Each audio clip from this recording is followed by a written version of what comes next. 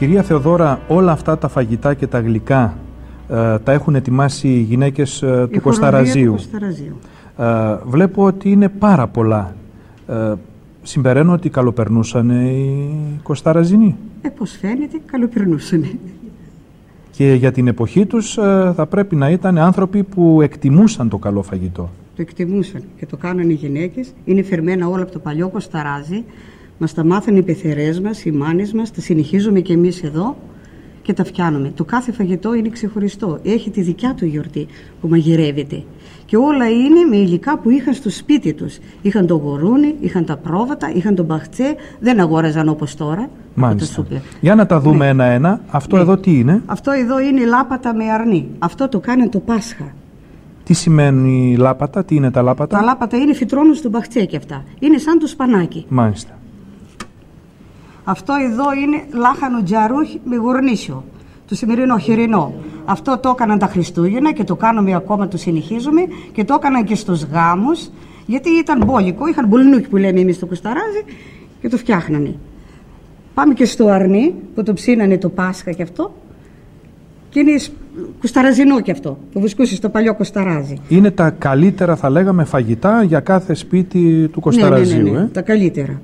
Μετά όταν σκλήρινε το ψωμί, δεν πετούσαν τότε γιατί ήταν και δύστιχα χρόνια, βάζανε νερό, λάδι και το σκληρό ψωμί το ρίχνανε μέσα και κάναν τη λαδοπάπαρα.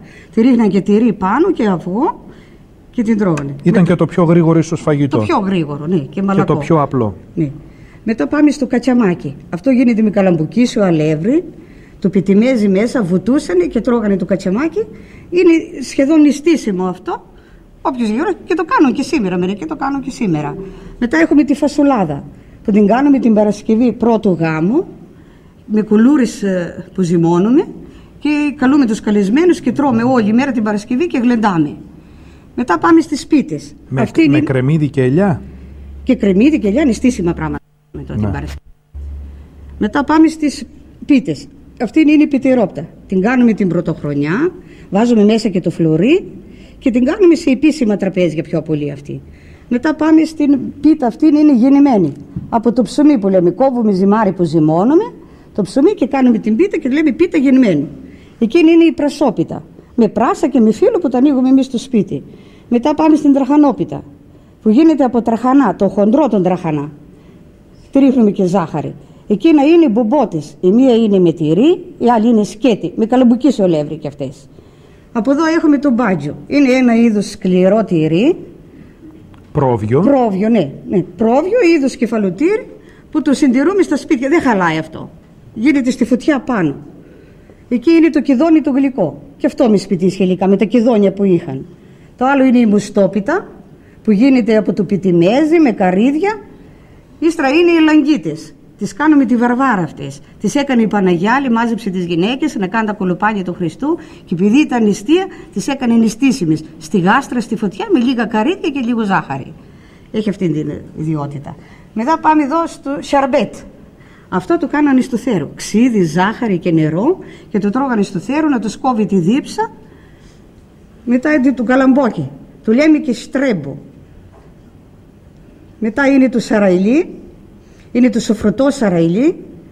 Το άλλο είναι πάλι και αυτό ένα είδος σαραϊλί. Εδώ είναι το γιαούρτι το πρόβιο. Μετά πάμε στις πιτλίδες. Αυτές τις κάνουμε όταν γεννάει κάποια νύφη. Στέλνουμε σε όλο το χωριό σαν σιχαρίκια. Ότι γέννησε είναι η νύφη μας. Με ζάχαρη. Ύστερα πάμε στα ψωμιά. Φέρε λίγο αυτή εδώ πέρα. Αυτή λέγεται φορνοτάρα. Τα παλιά τα χρόνια τα παιδιά πεινούσαν. Δεν είχαμε να τα δώσουμε τα σαλάμια και αυτά που είναι τότε. Τώρα, ώσπου να ψηθεί το ψωμί, άνοιγαν λίγο τη φωτιά, βάζαν αυτό το ζυμάρι, γινόταν και τα προλάβαιναν ο κόσμος. Η φορνοτάρα λέγεται αυτή. Αυτό είναι πισνίκι. Ψωμί. Το οποίο το ρίχναν όχι όπως τώρα στα ταψιάκια, αγοράζουμε και έτοιμο. Το άνοιγαν λίγο, φούρνιζαν το ψωμί, αλλά το φούρνιζαν κάτω. Στη στάχτη. Καθαρούσαν τη στάχτη και το έβαζαν κάτω.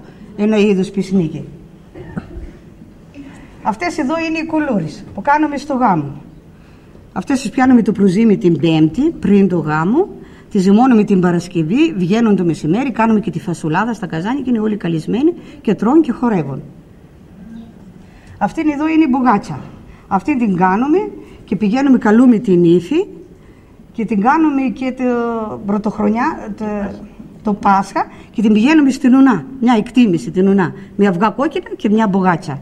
Μετά πάμε στα φρούτα. Επειδή παλιά δεν είχαν φρούτα να συντηρήσουν στα ψυγεία, κρεμνούσαν τα σταφύλια έτσι με το σκοινί. Τα κρεμνούσαν στα ταβάνια, στα αυτά και τρώγανε. Έχουμε και το κρασί, πίναν και το κρασί τους. Τα φρούτα ήταν τα κεδόνια, τα μήλα, τα καρύδια. Αυτά είχε παραγωγή το χωριό. Τα οποία έχετε και σήμερα, έτσι. Και σήμερα τα έχουμε. Ψήνανε και κεδόνια στο φούρνο, ό,τι είδε, και τρώγανε αυτά. Από τις πίτες, ποια ήταν η πιο συνηθισμένη για την καθημερινή ζωή των Κοσταραζινών?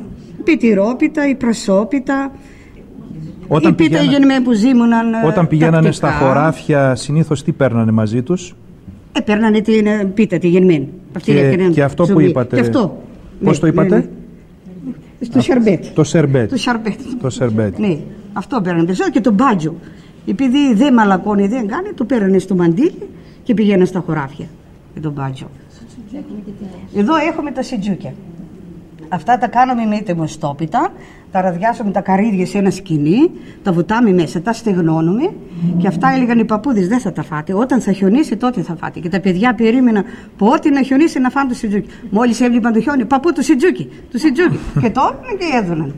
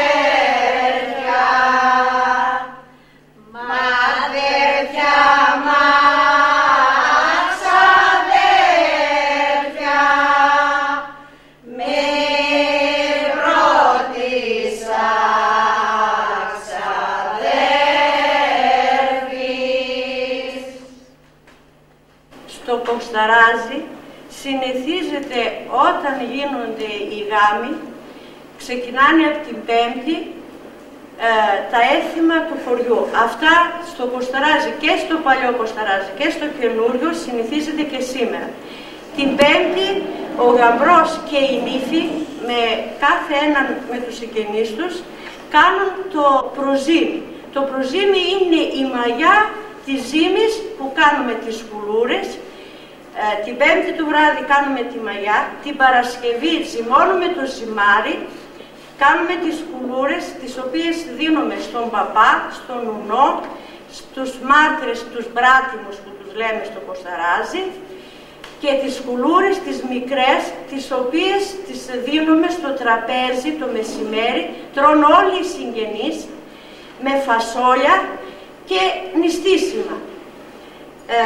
Μέσα στο προζύμι, στη μαγιά, ρίχνουμε τη βέρα της νύφης ή του γαμπρού. Ρίχνουμε το κέρμα, το οποίο συμβουλίζει να έχουν πλούτο σε όλη τη ζωή τα νιόγαμπρα. Επίσης τον βασιλικό, ο οποίος συμβουλίζει την θρησκεία μας και την πίστη μας.